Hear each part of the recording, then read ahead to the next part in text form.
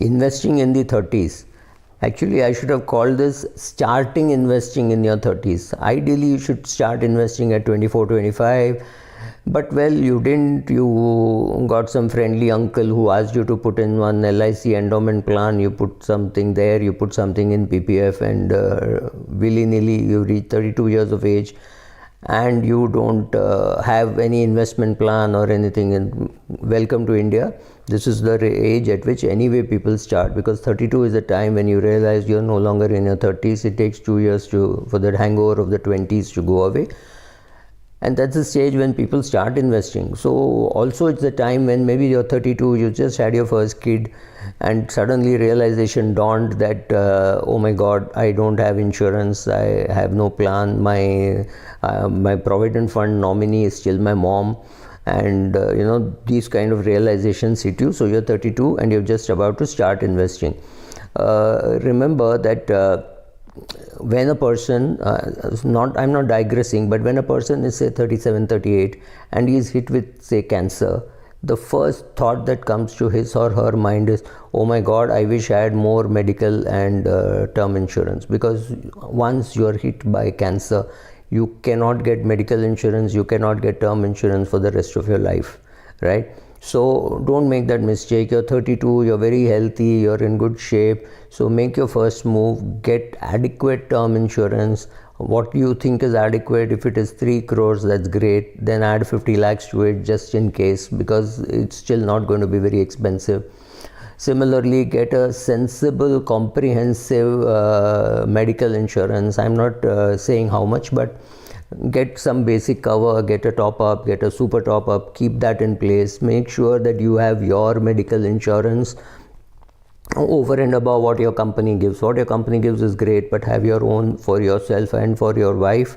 You can't get too much insurance for a little baby, but once the baby is a little bigger, 1 year, 2 years old, that kid can also get an insurance. Believe me, the kid needs very little insurance. You're only talking of accident kind of a thing, right? So you don't really need too much insurance for the kid, but for you and your wife, or if you're a woman watching this, for you and your husband, please take time off, understand how much term insurance and medical insurance you need, take it. Now that we have done with that, let us talk of another very important thing called documentation.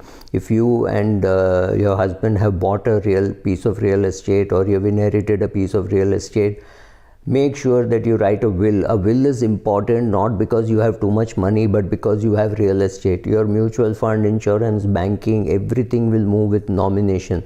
It's not so much of a problem, but your house will not move without a will properly made. You get enough lawyers who will help you do this. It doesn't cost you more than 10,000 rupees. It is worth doing. So having kept insurance away, having kept the documentation away, do the nominations properly. If your mother is the nominee in your provident fund, etc., change it to your spouse. You may not have done that because you got married, you were busy, you didn't realize that this was important. But if your mother dies and after that you die, your wife will be running pillar to post, not being able to get it. True for men and true for women. That is, actually there's not too much difference between men and women investing post-marriage. Pre-marriage there is some difference. We're not talking about that today. Having done the insurance bit, the documentation bit, let us now come to investments. Yes, you have to invest. There is absolutely no doubt. You are perhaps 5-7 years late, so the power of compounding is going to be less. But remember, you have got another at least 30 years to go, right? So hopefully in another 30 years, our retirement age might be also increased. So you may have more than 30, but you have at least 30 years to go if you start at the age of 32. So largely you didn't know how to invest, you didn't know that investments are important, etc. So you've got into a stage where you have come here, but that's fine.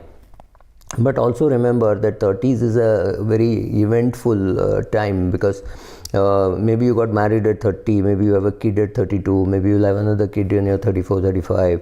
If you're a man, if you're a woman, you could reduce 4 or 5 years. Unfortunately, in India, not enough statistics is available to say at what age, on an average, what age people get married, but that's not matter. It doesn't matter.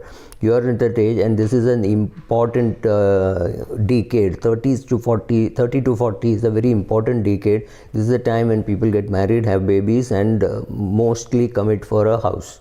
They could have committed when they're 29, but on an average 30 to 40 is the time when people commit to these things. So having all this and also preparing for retirement, because you're going to retire at 55, 60, whatever, or maybe even earlier, you need to plan for all that. You have to have a strategic plan for retirement, saying where I'm going to put the money. You have to have a written down investment plan. Maybe you have a written down retirement plan, which is part of your investment plan. So all this will be the documentation. Now you have to start investing. You do not know how much, I'm assuming that your parents paid for your marriage expenses and honeymoon and things like that, and so I'm not talking about that. If you're not married and you're planning to get married and spend your own money, remember a big chunk of your investment stroke saving will go there, and for heaven's sake, don't borrow. And I know people who have borrowed for their weddings.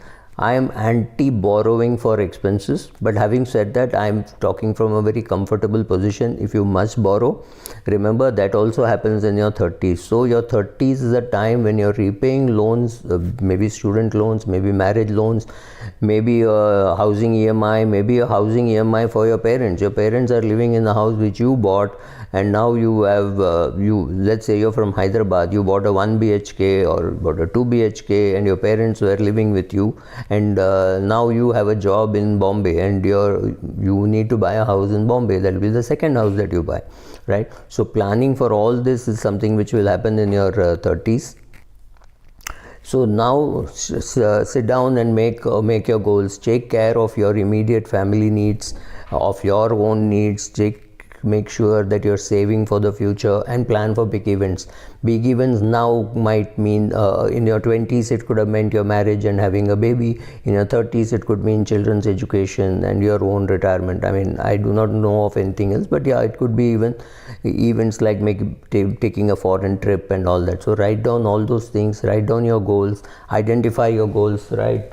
You Can Be Rich Too is a book which is on completely goal setting, and why at least I feel, and my co-author Pattabhiraman feels, that all investment has to be goal oriented, and one goal could be wealth creation. All your goals are met, then you do wealth creation. There's nothing wrong, but at least you should know that this investment is for wealth creation, this investment is for my daughter's education, this is for my son's education, this is for buying a dispensary for my son in case he does his MBBS or he wants to practice as a doctor, right? So deciding where to put the money, that is goal setting. Important goals have to be accommodated first, and then things like buying real estate for your kids may not be in your priority at all, but it could be there.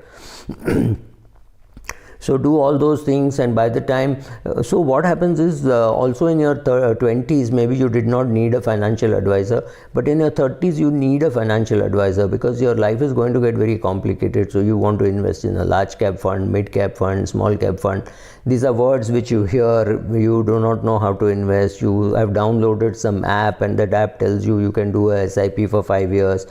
And here in Subramani, I tell you have to do SIP for 30 years. So how do you do that? So please go to a financial advisor.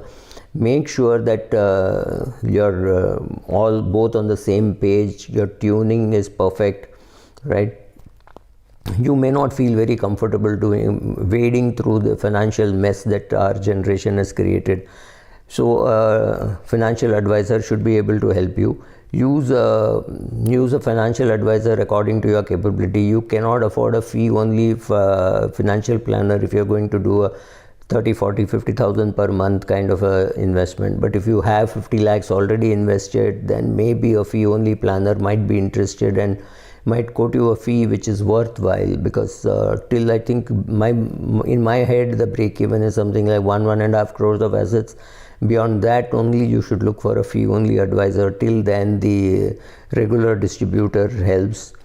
So where all should you be investing? Largely you should be investing in equities. You should be building an emergency fund, and you should be creating your retirement plan. You should be sitting with your spouse and discussing who is going to be the primary provider and who will the other person be there to look after the kids. I mean, mostly it is the woman who does that, but if the woman is earning much more money, maybe it's time for the husband to be playing that role. So discuss all these things. Investments we will see perhaps in a separate video as to how a person in the 30s to 40s should be investing, depending on your risk tolerance. So in your 30s to 40s, how much should you be investing? Very difficult to say, depending if you're staying with your parents and there is no housing EMI. Obviously you will be able to invest more, but if you are paying either an EMI or you're paying rent, your ability to invest to that extent goes down. But yes, there is a table in my book which tells you that at least 30% of your money will now have to be invested, out of which 10% will go towards your retirement, and another 20% will go towards your other goals, and you have to learn to live on less if you can't get even 30% invested. Remember, 30s to 40s is a time when there is pulling on all sides for your time, for your attention, for your money, etc. Right? Your parents are getting older, your kids are young and they are jumping around, they need help, and so your time is going to be torn. So you might choose that one person works and one person stays at home. So making that transition, all that is going to happen. But it's a great time to be starting to invest if you have not already started in your 20s. And yes, you should be largely in equities, except for strategically keeping some money which you might need for an emergency. So build an emergency fund first, then start doing an SIP. Go and meet an advisor. Assuming that you have not yet started an SIP, sit with him, discuss your goals, see which is possible, which is not possible. If you arrive at, say, 16% or 17% return is what you will require in equity to achieve your goals, then maybe you should downsize your goals, or you should downsize your investments into debt assets. Find out what is to be done. This is not going to be very simple. So your first meeting might last half an hour, but your first investment might happen after 3-4 meetings of deciding on which goal is achievable, which goal is not achievable, which goal is priority, which is not priority, what will you do if you drop dead, does your wife have all the passwords, etc. Right? So all these things which are absolutely what you think non-financial, which means non-check writing, all that is important. Sit with this guy and make sure you talk about all this, and then you can get into how much should be in large cap, how much should be in mid cap, how much should be in small cap, how much in debt funds, how much in PPF, right? All that can be discussed. Please understand, between husband and wife and 2 children, you can put about 3 lakhs into PPF. That's not a small amount, right?